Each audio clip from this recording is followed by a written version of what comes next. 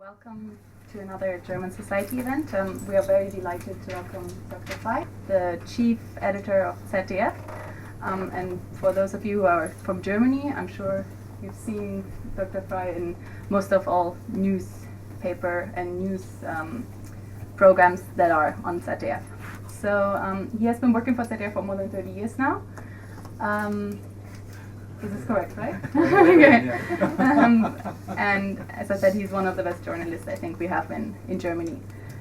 He will speak about the responsibility of the media in the refugee crisis, which has always been a very important topic, but specifically, I think, after the happenings on New Year's Eve in Cologne, it's more in focus.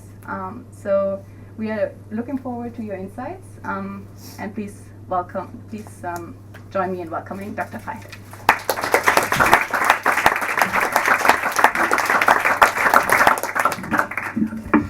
Good morning, ladies and gentlemen. Thank you very much for the invitation.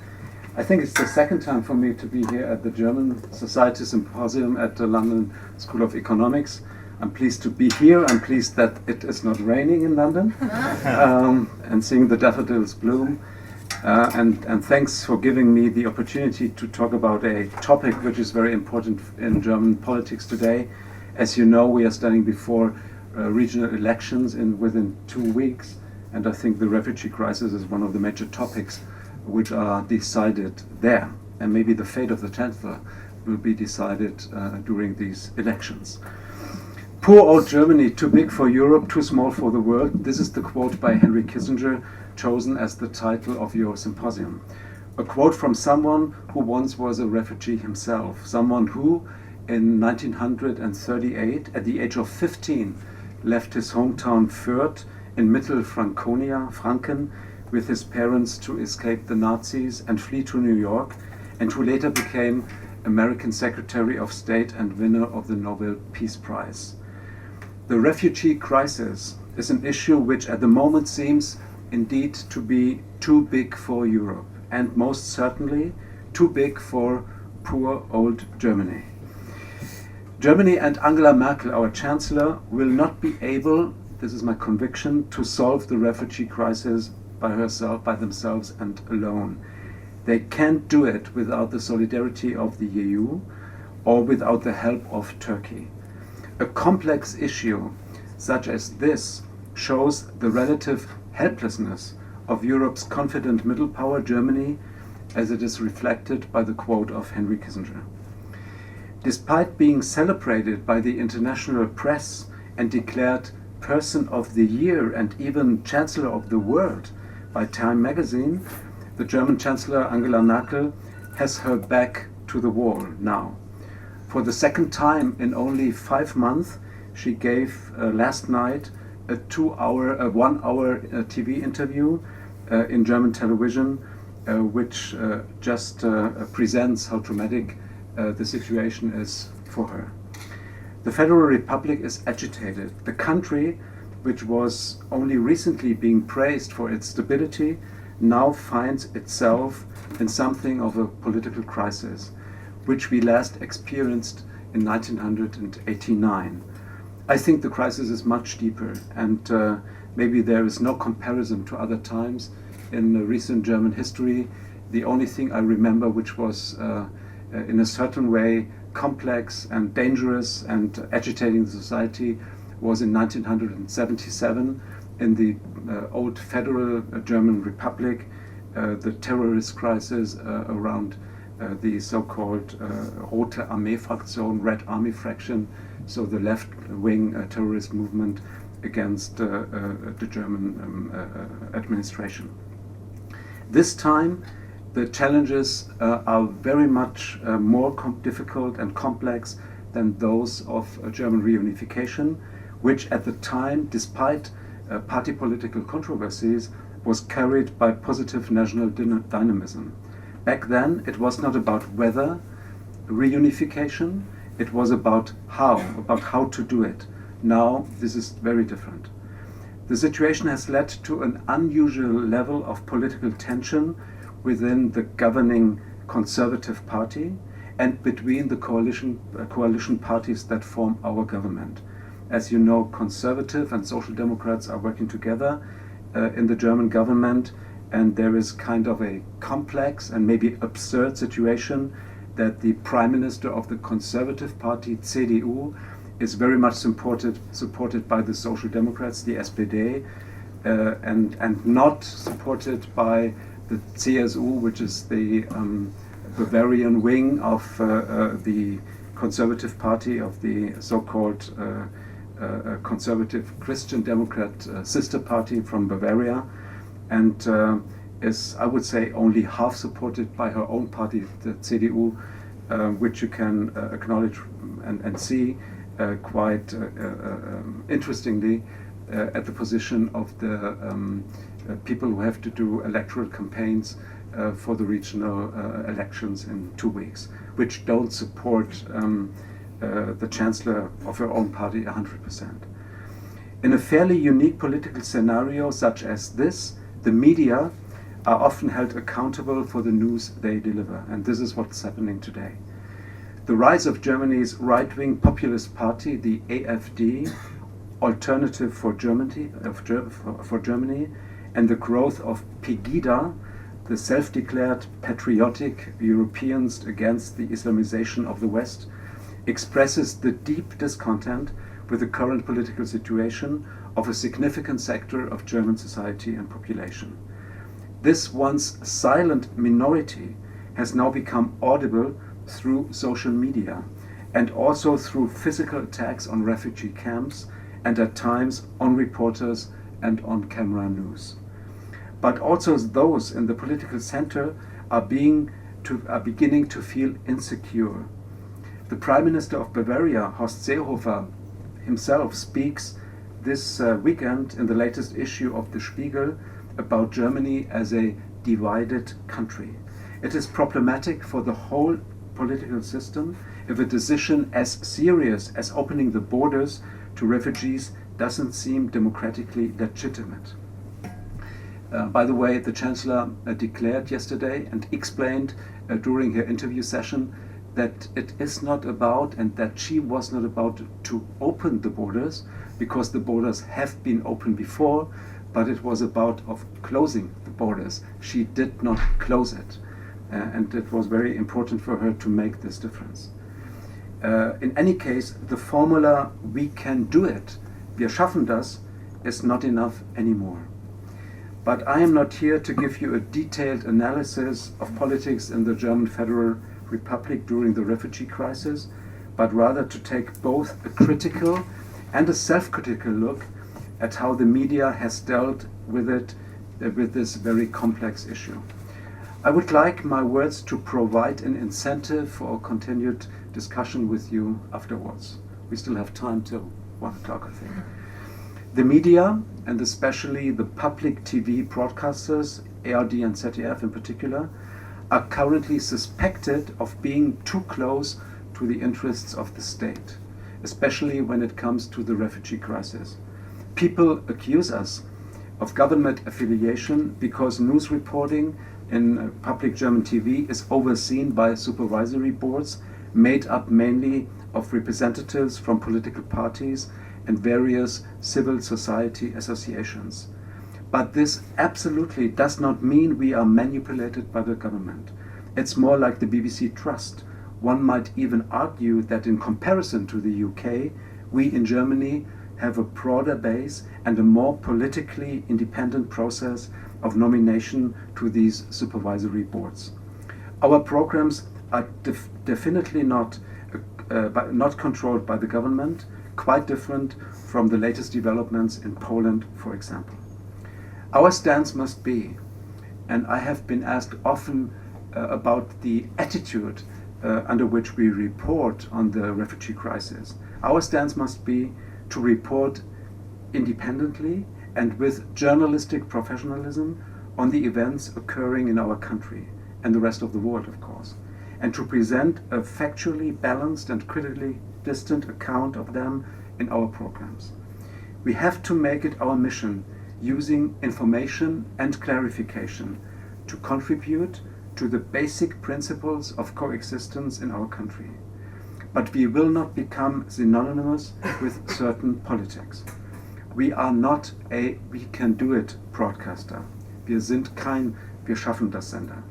We discuss, we fight to form a position, we present different opinions and illustrate contrasting points of view. We also offer a journalistic contribution to the integration of immigrants into German society. ZDF's online presence provides refugees with basic information as they can access our heute news programs available in both English and Arabic. In my opinion, the majority of the German news media have dealt with the migrant crisis in an appropriate way. Of course, individual mistakes were made, but I do not see a major failure on the part of the media. Quite the opposite. Many high-quality media outlets, ZDF is included, reported very early on the traumatic developments in refugee camps in the Middle East, long before they were identified as a significant factor in the political area.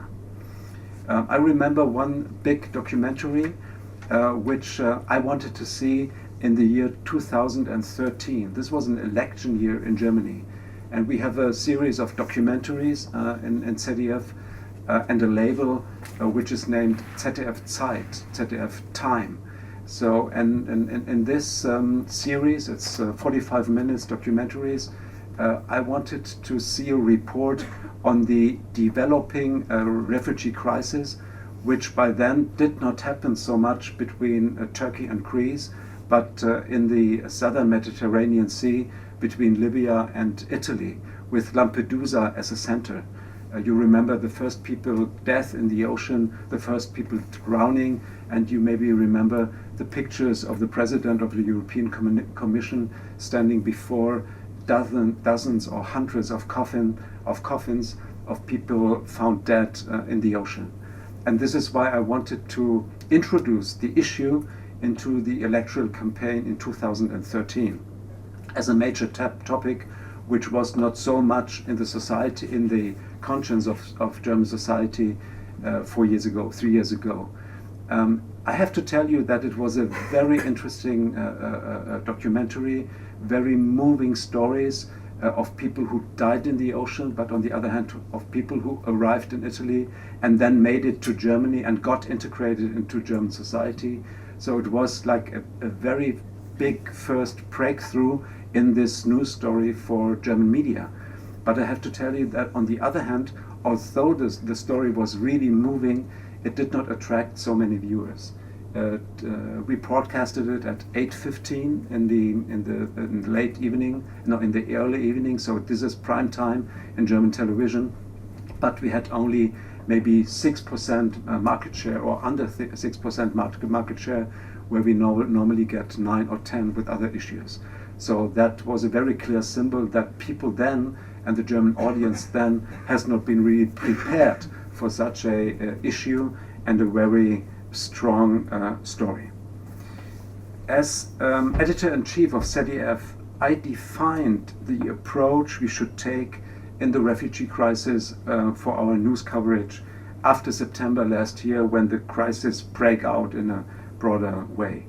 On the one hand, I think we are led by our empathy for people arriving in Germany. And I have to tell you that this empathy happens in accordance with Chapter 1 of our Basic Law. It is about the dignity of the individual while we are acting this way. And I think we should not be ashamed by this attitude. The other hand, of course, we have to continue to be critical of the changing reality in our country and report equally about the conflicts, about the changes, about the difficulties that happen with this refugee crisis and are provoked by this refugee crisis.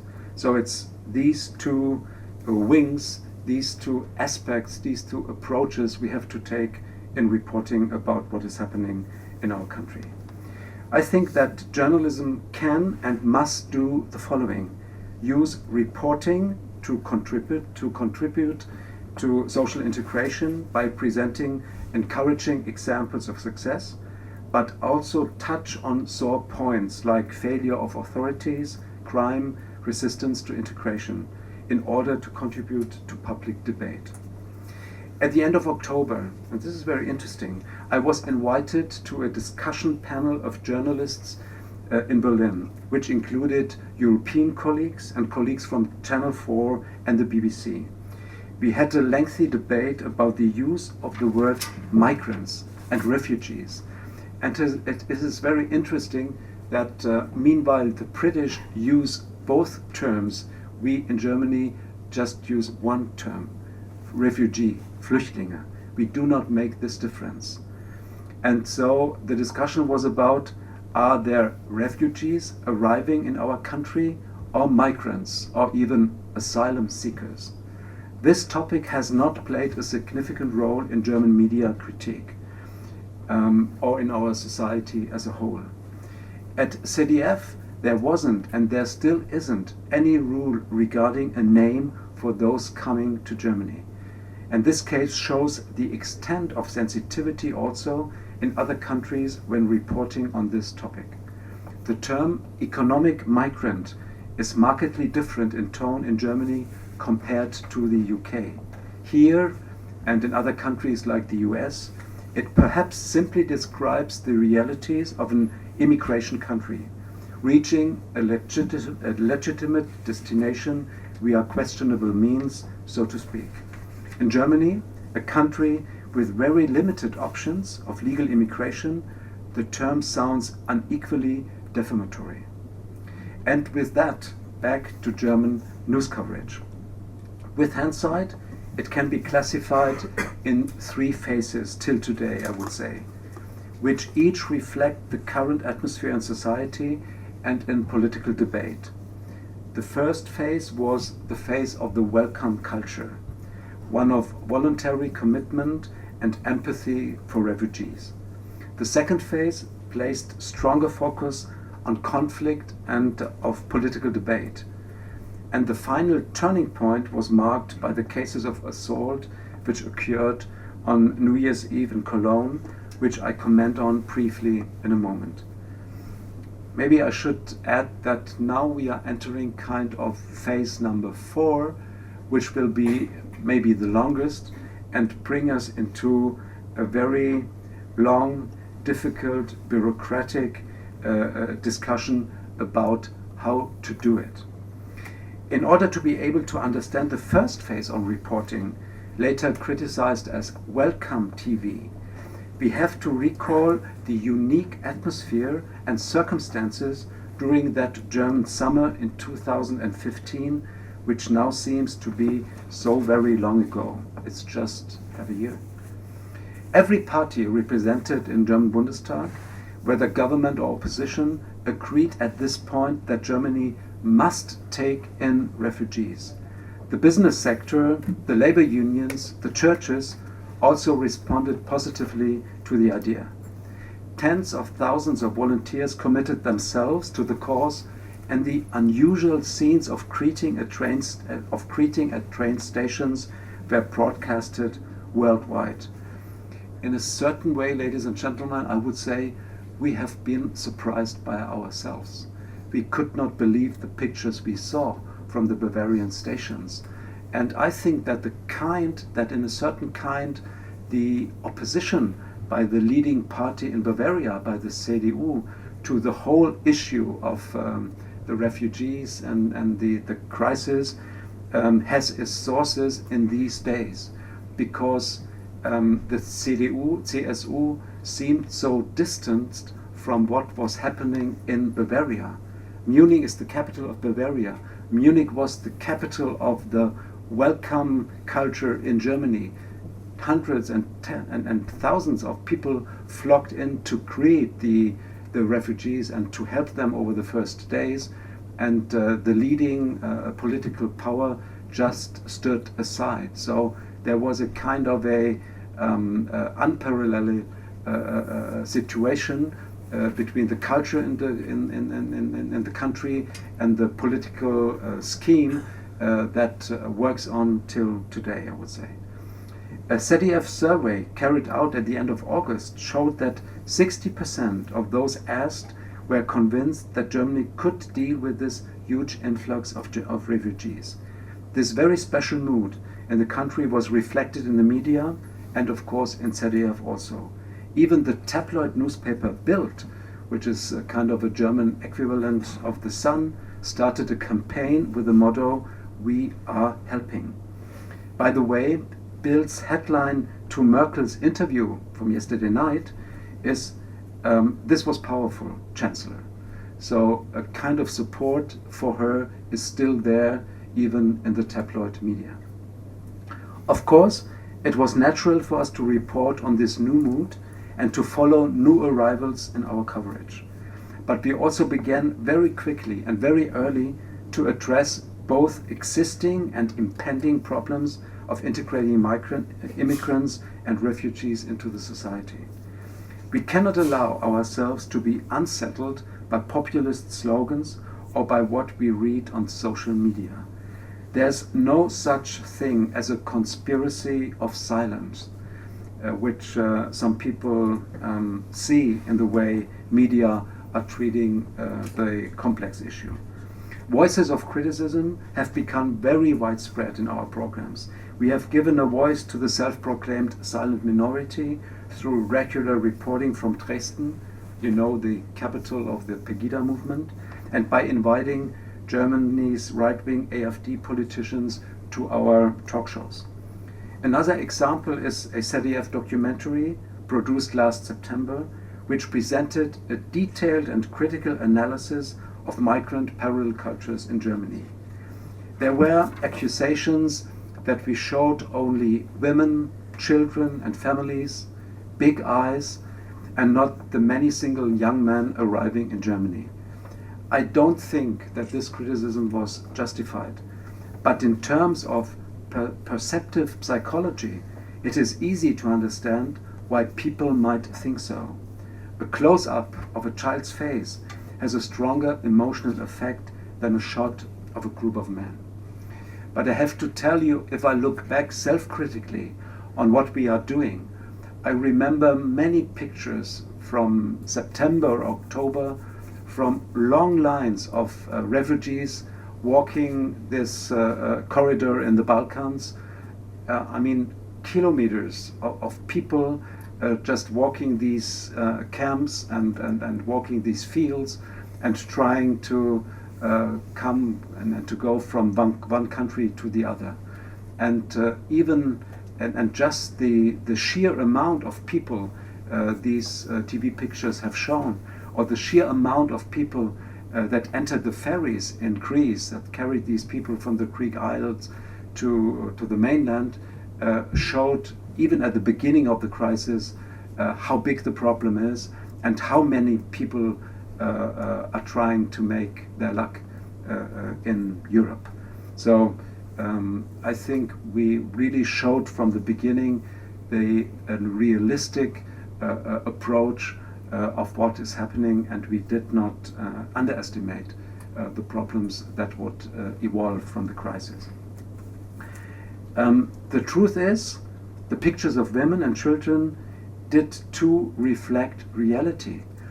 If I'm reading the last reports right, the new politics of closing borders and the perspective that the open border regulation would not go on even attracted women and to come along and to make it with their children in a sort of a last-minute effort to be successful and to make their way to Europe. And I have to tell you that I find this level of immediacy, of emotionality, of realist picture to be a strength rather than a weakness of television as a medium. News editors must choose pictures not according to who will benefit from them, but to reflect the realities of the day as accurately as possible. But I don't want to bore you with my own justifications. Let's talk about what happened in Cologne on New Year's Eve. There was a lot of criticism of the fact that the majority of German national media did not report on the story until 3 days after the event. How can we account for this? Mainly because it didn't become clear from the police until their evidence was gathered that the assaults had happened on such a large scale. Everybody was surprised by the event. Nobody really expected it. And the police in Nordrhein-Westfalen hadn't seen anything like this before. So the first major press conference, which really gave us detailed information about what happened on December 31st, happened 4 days later, on Monday, January 4th. So we did not really have a solid base for reporting before these facts came out. Was it justified to report that, according to the victims, the perpetrators were generally young men of Arab and North African origin? I asked myself. Now suddenly the relevant paragraph in the German press code calling for the protection of minorities against discrimination is up for debate. I just want to make you to give you an idea of how difficult it might be for a journalist to make a decision, and what are the criteria to tell a million viewers audience that a certain crime, a certain action has been done by somebody who belongs to a minority. We have our experience in German history. What it means to discriminate members of minorities, ethnic minorities or religious minorities. So I think we have to be very careful if we give such detailed information and use the referring adjectives.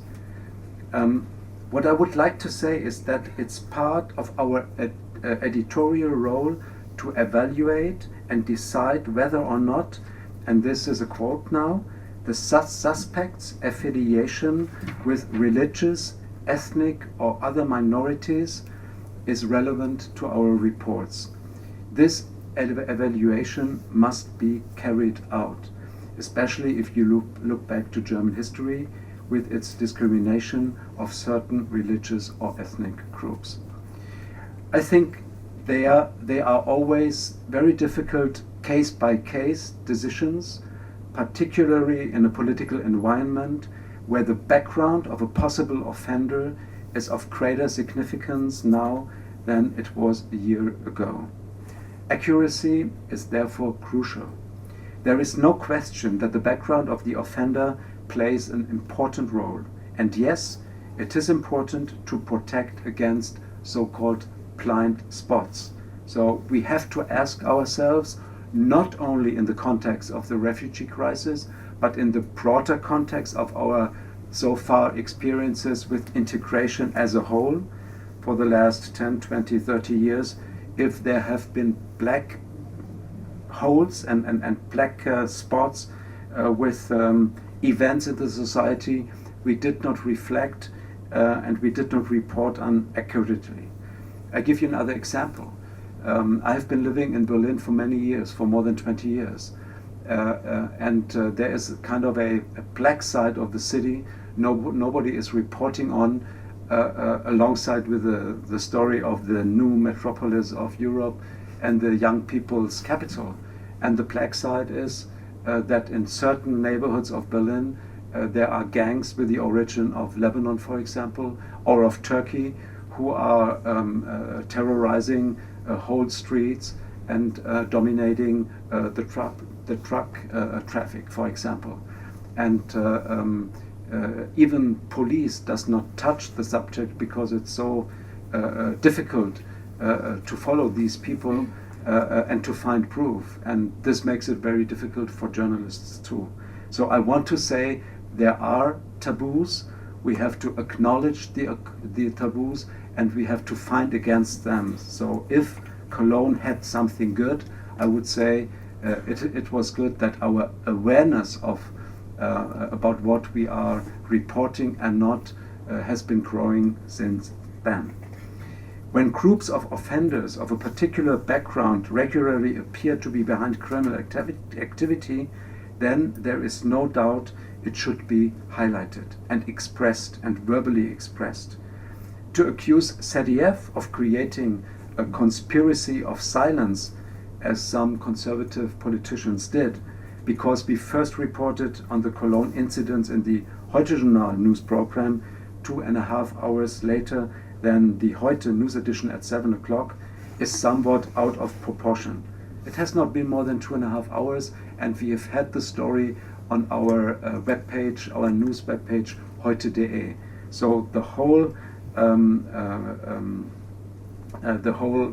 aggression, the whole scandal was made up because we did not have it at 7 o'clock. So if we needed a proof that television is still important, there it was. Extensive news coverage followed. We examined the image of women in Muslim countries. We examined violence, anti-Semitism, and the cultural aspects of immigration. And I am sure one side of the whole complex is kind of goodwill. I mean, do you want that a certain political process is succeeding or not? This is one side. But the other side is to be very realistic about the risks this politics are carrying with it. The massive criticism of news coverage throughout the refugee crisis is one of the most striking examples of how our role as journalists has been changed in a new net-driven public sphere in which the triangle of protagonist, press and public is being newly defined. You could say that our privileged position as journalists is being challenged in two respects. One, because we are no longer solely responsible for the public debate, and we have to live with the fact that politicians, organizations, celebrities, in short, all sectors of today's society have their own ways to access their audience and are no longer dependent on us, the classic media. And two, that we are left with news reporting, analysis, clarification, commentary is far more closely observed and highly criticized than it used to be. The power of our communication is weakened. Communication scholars have described the emergence of the general public's use of social media as the fifth power, alongside the traditional fourth power of mass media. In a long essay on Donald Trump, and I think we have to mention him in this context, Time magazine recently referred to this development as disintermediation, meaning the loss of power of the intermediary. Before it recently caught up with us journalists, this effect, disintermediation, was already felt by booksellers and travel agents, for example, typical mediators between consumer and product. Disintermediation is now being used in a very obvious way during the US electoral campaign. And of course, it has not been done first by Donald Trump. It has been done very successfully 8 years before by Barack Obama, who won by a very intense social media campaign. So dump the middleman, insulting and humiliating the mediator in favor of a seemingly direct relationship between the individual voter and politician via social media. During his election campaign speeches, Trump never forgets to abuse the press corps covering his appearances. We observe a similar phenomenon at the Lügenpresse, the lying press debate in Germany. So we must work on how we go about countering this major trend. But I believe we can offer opposition to it. And opposition means quality, reliability, balance, variety, and endurance. and we can look back on a decades-old tradition and a long nurtured connection with our audience. It means something that every evening millions and millions of people switch to our heute and heute-Journal news. They do it because they are confident with us, and they are confident with the way we make decisions for issues, and we do our analysis. They trust our anchors, and I think we should not play that down. Just because we have millions of people watching our news programs every evening, we should not be complacent, but we do still get recognition for the quality we deliver. But what is also clear is that we can no longer assume that an increasingly diverse public, which can access its own channels of communication, still appreciates the basic principles of journalistic work in the same way that we journalists do after specific training, years of experience, and professional practice. Maybe one word more back to Donald Trump. I think in a certain way, in many so-called developed societies, like the US with Trump, like Germany with AfD, maybe like the UK with UKIP, there is a surge of new nationalist conscience and a wave of protest by certain sectors of the society. And the motive of being against the press, the free press, always comes along with this campaign. I think this cannot come by accident. This is kind of a perspective of these people on the world, and we must think about it. And I think there's a certain sector of followers of these political new powers which we cannot compete with, or which we cannot bring back to us. But we should try everything we can do to avoid that more people that maybe have certain sympathies or uncertainties with the future development of the society go into this direction. So we have to fight for confidence with what we are doing.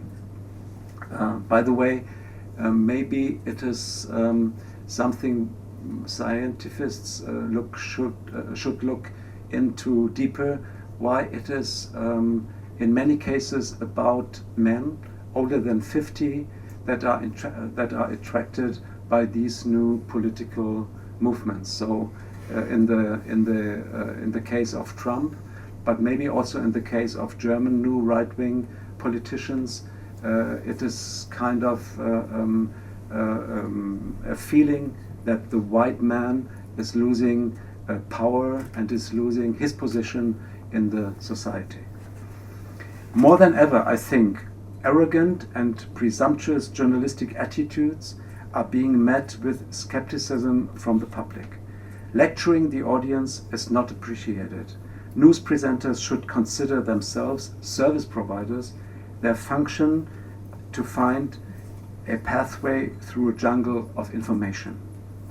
Particularly those broadcasters who are paid for by a license fee, as we in Germany are as ARD and ZDF, equally with the BBC, must work continuously to retain people's trust, and for this, humility is a far more effective basic attitude than excessive confidence. And additionally, we must always explain ourselves and our working principles. Every program and every editorial unit must ask itself, how do we make decisions? How can we explain our decisions to the audience? Why are we talking to this interviewee today and to a different one tomorrow? Why do we do what we are doing? How do we do it? This is where social media makes transparency and communication possible. Or sometimes even just an extra sentence from the newsreader is enough to explain such decisions. Without mediation and transparency, without making a kind of a solid pact with the public, the valuable middlemen, journalists, will not survive. That is all for me for the moment. I'm looking forward to hearing your comments and questions. Thanks.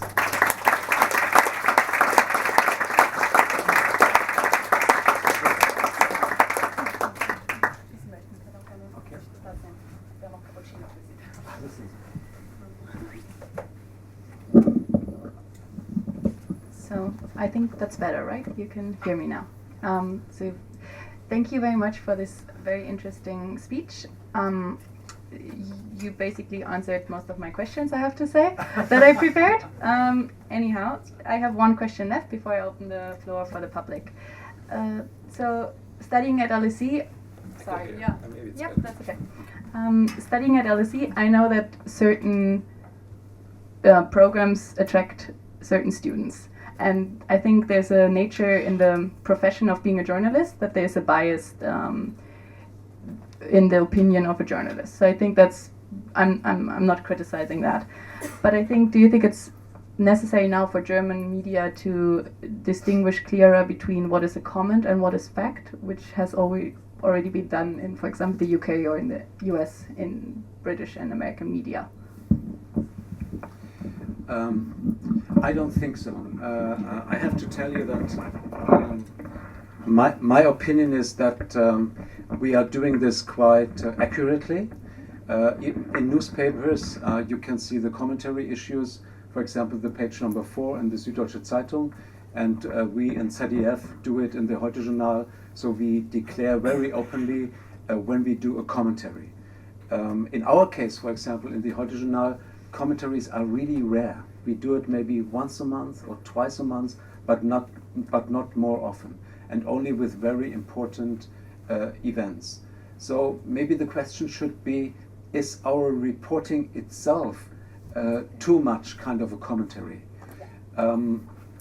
Well, I would say that the people who are critical towards us and skeptical towards what we are doing would say yes.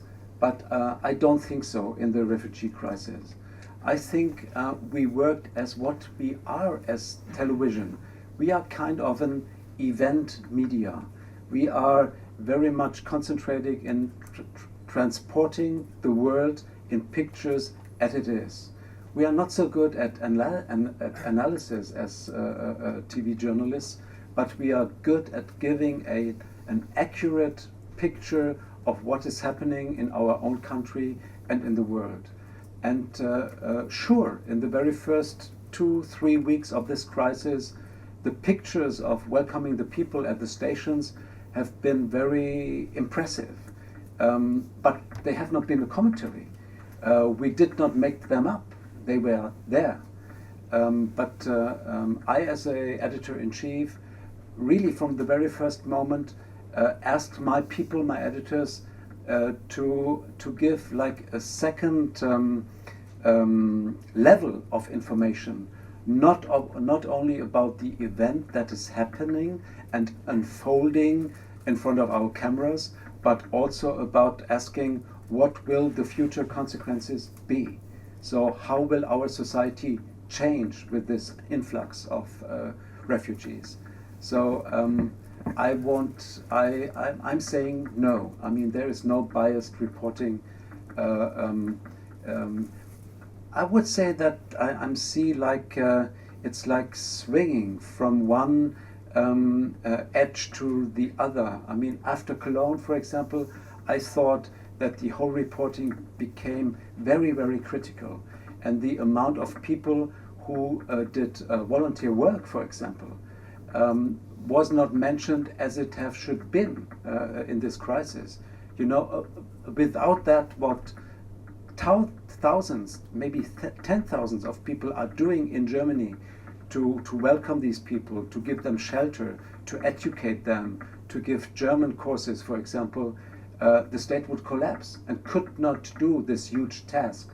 So sometimes I ask myself if we really report enough about this big civic society movement. because in the last over the last few weeks we really concentrated on the difficult aspects of the crisis. But asked about commentary and news, I think we are doing it quite accurately. Thank you. Questions? Many questions. Yes, please. Could you explain, or do you have an explanation for the fact that Germans seem to embrace this refugee crisis much more than others before? I remember in the 90s when we had the Yugoslavia war, there was nothing like it. There were no jubilant Germans standing at the train station. So is this a new phenomenon that's maybe fueled by the social media, or was the time just right for it? Interesting question. I mean, I'm not a psychologist. I really can't tell you, but it's interesting that you come back to the Yugoslav crisis 2 decades ago, because even then, I think 2,000 million people came to Germany, and in a certain way we saved them for 3, 4, 5 years till they could go back to their countries, and the majority of them went back. So I expect the same thing to happen in this crisis. So if one day Syria is safe and Iraq is safe and Afghanistan is safe, I'm sure that people might go back, or a big amount of these people might go back to their countries. What is happening to the Germans? I would say our country has changed. And maybe I try to explain it with the figure of our Chancellor. Why a conservative politician is taking such a politics. My question is, my answer is the following. I think that Angela Merkel is very much impressed by her past. And her past is the personal experience of the German Democratic Republic, the GDR. A divided country, a split country with borders, a fence and a wall in between the two countries, and a very strong regime at the borders, including a mandate to shoot people who wanted to flee from the one state to the other. So if she has a political conviction, it is that walls should come down, that there should be no borders between European countries. This is what she is fighting for, by conviction and also by economic interests. And maybe in this point she meets with, I'm not sure if I should say a majority, but a good part of the German population. There are psychologists who are going back to German history and are saying, in a certain way, Germans try to make something good. They look back at their history and they feel that they have to give something back to the world because of what we did to the Jews in the 30s and the 40s. I'm not sure if this explication is right, and I'm not sure if we should really interconnect these two processes. But I think that one should not look suspiciously towards a people who tries to make something good. Do you understand what I mean? Yes. I would like to go back to your opening remarks on the more general state of German politics. How you said that there are tensions within the city. And I was wondering how far this relates back to the general pattern in politics, that the big contentious policies are done from parties which we wouldn't expect it to do. So take the Agenda 2010, for example, in Schröder. At the time the SPD did this, we didn't expect that to do. But the outcome was that we had the left-wing party and a huge part of the SPD left the party. So my question to you is, and how far do you think this policy of Merkel really changes also the general landscape, political landscape in Germany, and the pace of the CDU, and really have like a move exodus from the CDU to, let's say, the AfD, for example? I think the two things are really comparable. Schröder did something which was very good for German society and for the German economy, with a high cost for his party and for the connection, for example, between the SPD and the labor unions. And something went wrong on this way, and it is not healed till today. So if the SPD in our days is still down to 25% in the polls, it is because of that, because there's an old wound which has not healed in the last 10 years. Also, the new leadership of the SPD really tried to heal the wounds, but she did not. She was not successful with it. Something similar is happening with the CDU, and don't remember that Merkel forced the CDU to give up many core things in their of their convictions. If I look to atomic energy, for example, Fukushima for her was the point when she said no atomics anymore, or the what's the English term, Wehrpflicht, the mandatory draft to the military, for example. So she really changed or the way families are looked at with the CDU today is totally different than 10 years ago. Treatment of homosexuals. And now she is standing before another major change, which is her policy towards Turkey. If she wants to be successful in her refugee policies, she has to be much more open to Turkey than she was over the last 10-12 years as the party leader of CDU. I mean, to keep Turkey out of the European Union was one of the last core convictions of CDU, and I'm sure that they have to give it up to treat the new partner well.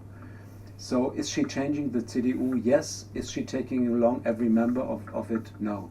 So some people will vote for CDU, maybe some people will go to abstention. I'm sure that it's you know, the way like AfD is presenting itself with this closeness to Pegida, with the very ugly pictures we have seen last week, for example, with these migrants' homes burning, or with the bus which was occupied by demonstrants, and the police was forced to bring these people out and to save them. This makes it very difficult for an ordinary, sincere, conservative voter to vote for AfD. So I think these people will go to abstention in the first step. If they then go back to CDU, or if they go to a civilized AfD in 4-8 years, I don't know. But political landscape is changing, yes.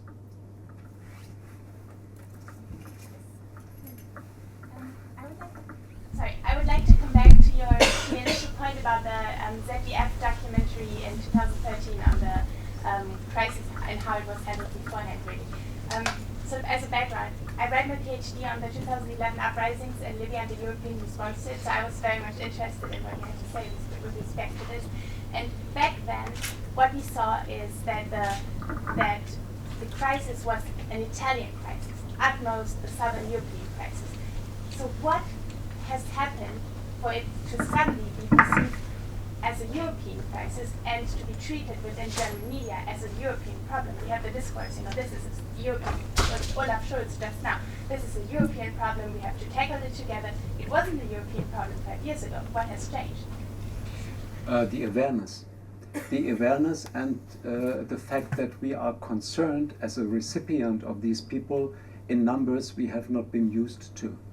But I mean, you're touching a very sensitive point, because indeed I would say that German politics and politicians have not been very aware of what was happening.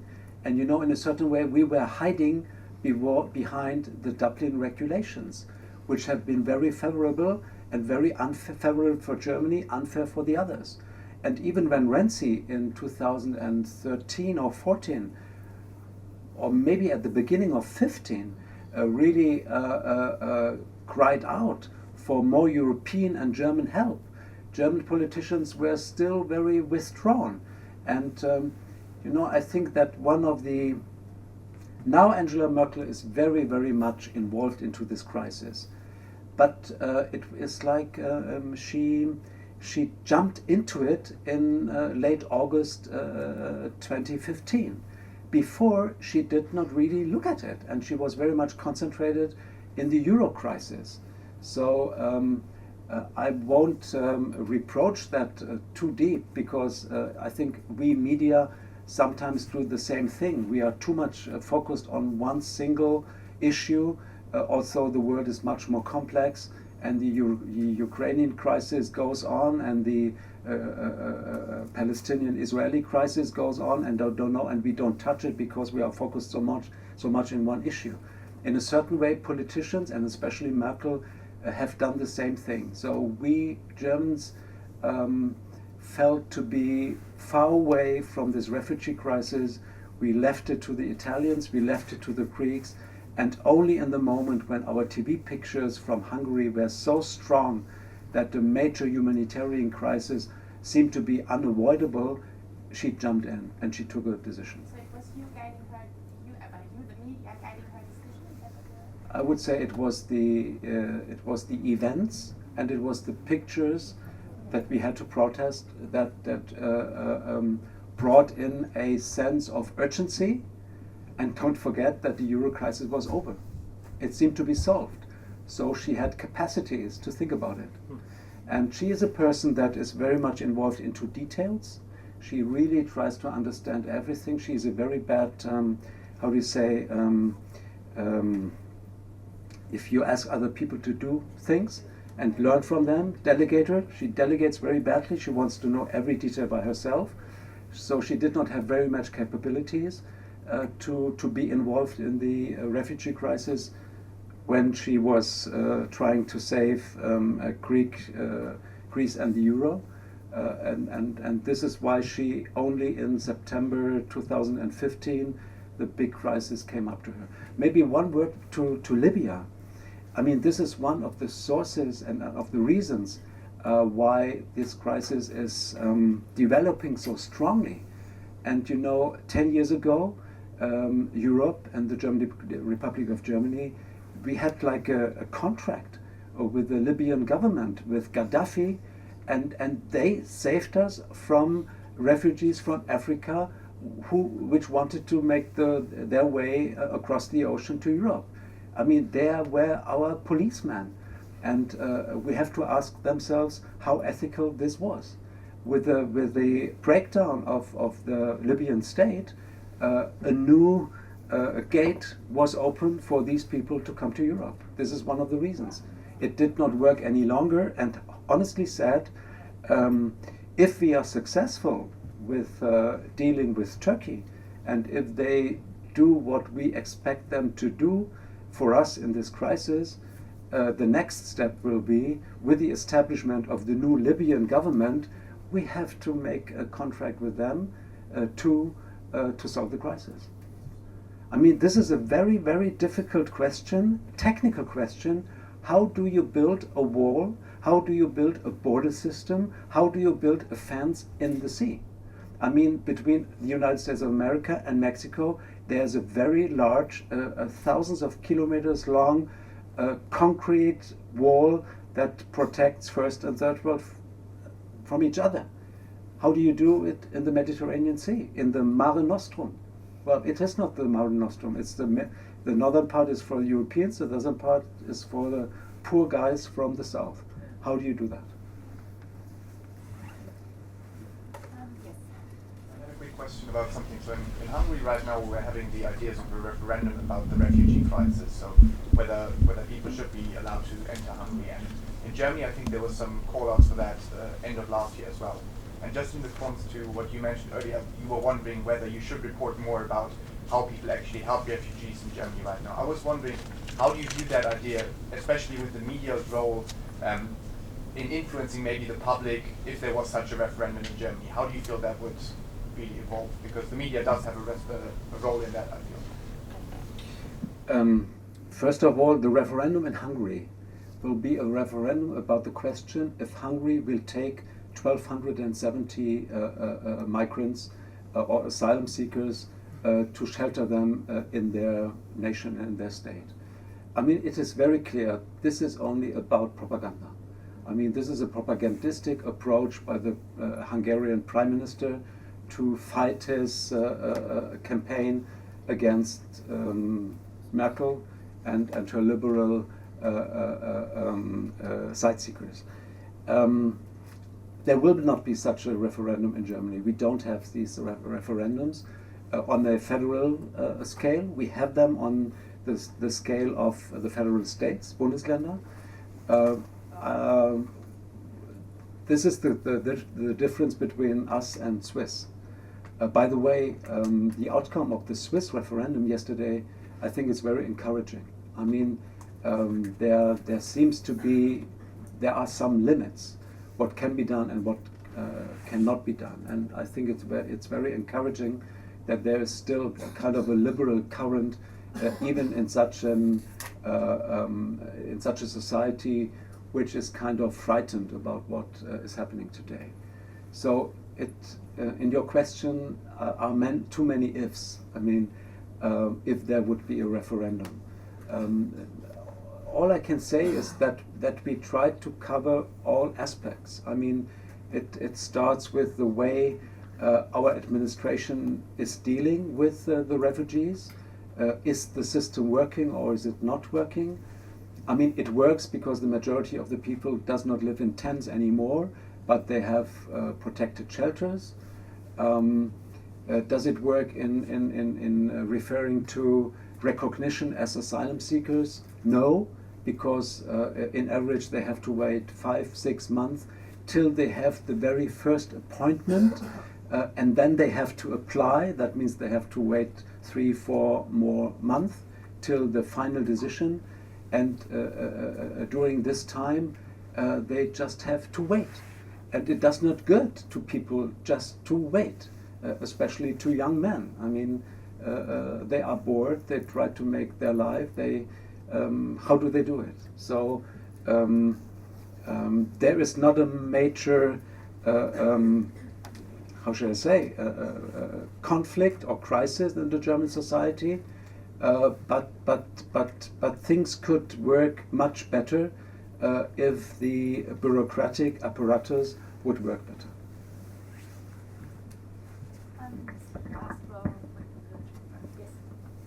I would like to follow up on what you said about the value of political commentary on television. I was wondering because I think many of us might have seen during the height of the crisis at the beginning that whenever there was any commentary on German television, it was really well received on social media, let's say Facebook or Twitter. Do you think maybe that's a sign that the audience actually would like more commentary on national media? This is a very good question. I think you are referring to a commentary to my colleague Anja Reschke from ARD from September, which was posted and reposted millions of times. And my colleague Dunja Hayali from ZDF is very, very intensively followed by hundreds of thousands of people on her Facebook homepage. If she does any comments on the refugee crisis or describes what she is doing and giving her comments. I think if we do comments, we should have it from both sides, because we don't want to go into the trap of being biased. So one can share sympathy with Frau Reschke, for example, but I think a program also should present the other point of view. I think we have time for one more question. Yes. Thank you very much. Thank you for your speech, Mr. Frey. You were saying that you see the role of media as servants to consumers that have to find their way in a jungle of information. I'm not so sure whether I can totally agree on this. I mean, this is one important part of the role of media, but what I'm really missing is media, especially in Germany, where I know media best, to find actually their own and original information and to go to the events and report from there. We were just talking about Hungary, so you were saying that Mr. Orban is a populistic leader who is just trying to use propaganda against his own population. I think you're right. Against his own population on the or in general. I think you're totally right. But what I really miss is that this is the only thing which is reported about Hungary, if there's reported anything at all. What I can see, I was in Hungary last summer. There's no German news coverage there. They are all in Vienna. I can't understand how there's so much being reported without actually having somewhere in the city. we are only talking about how they treat refugees. What we are not talking about is that, for example, Mr. Orban, as much as I don't like his politics, cut the debt of his country after they had the IMF. So what they did is basically what we wanted them to do under the Maastricht criteria. Now they don't have any money for social expenditure. Basically, Hungarians are suffering from great poorness, and we are not surprised that they don't spend money on refugees. Even though there are populistic arguments in place, they look at Greece and they say, hello, how can this be? We are cutting our social expenditure, Greece doesn't do so. And in the end, what you do is help Greece and blame us. So what I think is, there's a missing second part of the medal. The second example should be the Arab Spring, where I also had the feeling that basically there has only been this looking at information that already existed in the jungle, and not really some actual reporting. I'm just reading the book of Peter Frey, and it's very insightful to see how many information actually has been missing, or I have been missing in the actual coverage about this phenomenon, which ultimately played out completely differently than you might have expected if you only followed the coverage, which is pretty much referring to what you said, that there's this kind of en vogue reporting and this one topic everyone follows. Thanks for your co-speech, and I won't tell you that you are not wrong, that you are not right. I mean, I agree with you with what you are saying. I can only refer to the fact that also journalistic means are limited in a certain way. You know, in the case of ZDF, we are very privileged because we have 17 foreign bureaus from Johannesburg to Moscow and from Rio to Japan. And we have a bureau in Wien with 2 correspondents, which is covering the whole Balkan, and we are sending special reporters in the case of urgency. But it is true that we do not follow as intensively single countries, especially in areas which are not in the everyday coverage, how it would be needed. But you know, in a certain way, this corresponds to a limitation of programming space too. I have to fill up my news programs every day, and this means a certain amount of minutes or hours that I have for my coverage. There's also the problem that I have some limitations, and I had some cutbacks over the last years, and I do not have the amount of reporters I would like to have. But on the other hand, I mean, a colleague of mine is sitting here, Diana Zimmermann, our head of the London office, and she was for some years responsible for our foreign news magazine program, Auslandsjournal. We have a program which is called Today in Europe at 4 o'clock every single day from Monday to Friday. And we try to give background stories in these programs, which are a little bit like the second level of coverage beyond the news coverage.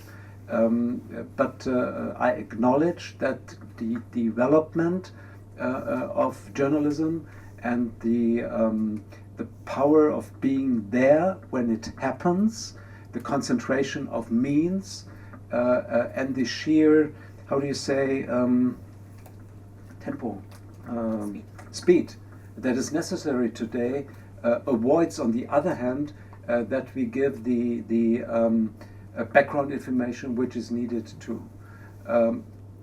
More accurately, I would say that we do give it, but it is not so recognized as it should be. You know, I could go back into my archives and scroll for issues from Hungary apart from the refugee crisis, and I'm sure I would find 10 topics over the last month. But it makes a difference. There is a difference between, did I broadcast it? Yes. Did it enter into the mind of my viewers? I'm not sure. Do you understand what I mean? I do understand. I was just wondering, because I think you're right, there is a cut-off of means. But then I also see how many, for example, debate shows there are like per week also in ZDF. So I'm wondering, probably one less of these, saving that money to do different things could work as well, because you basically have the same faces every week on 3 or 4 channels. And the second argument is that even if these limits, the funds are restricted, this is actually the only thing I see journalism survive. And I don't mean that you run to the spot that's actually popping up, but the opposite, that you're actually a balancing corrective towards those people that only do this via the social media. Because me, as someone who wants to be informed, I'm really critical about people who just post something on Facebook. But if the German TV and newspapers can't provide me with a counterbalance in, for example, the Middle East, then you have to follow these events over years. It's not enough just to go there when something happens, to have the knowledge. This is what I'm looking for, and I really miss it, to be honest. As I was saying in the case of Hungary, I'm sure you have done coverage in, for example, the Auslandsjournal, and I do watch it as often as I can because I really like it. There you have it. But when it comes down to the heute Journal, I know time is limited, but sometimes a balancing argument, I think, could find its place also in 15 minutes or half. You know, I'm sure this is a case we have to go deeper into. It's not about the sheer coverage of things, it's also the question of perception. And I'm totally sure that I could prove you that we really, in many cases, did many different aspects of coverage of issues in the different countries, but it was not perceived by the audience or by the politicians. Why was it not perceived? Because too many players do the same thing at the same time, and the rest which is not the same, which is unique for every single news source. I mean, we are not the only players, and I'm very thankful for that. Do their things too, but the general perception is that everybody is focused on the same thing.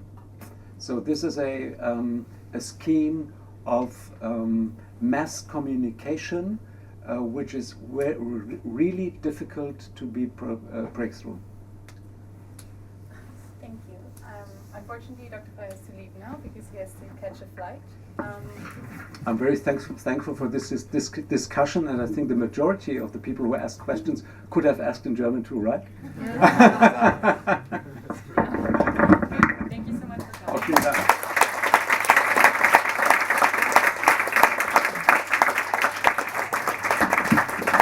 Not chocolate, tea bags.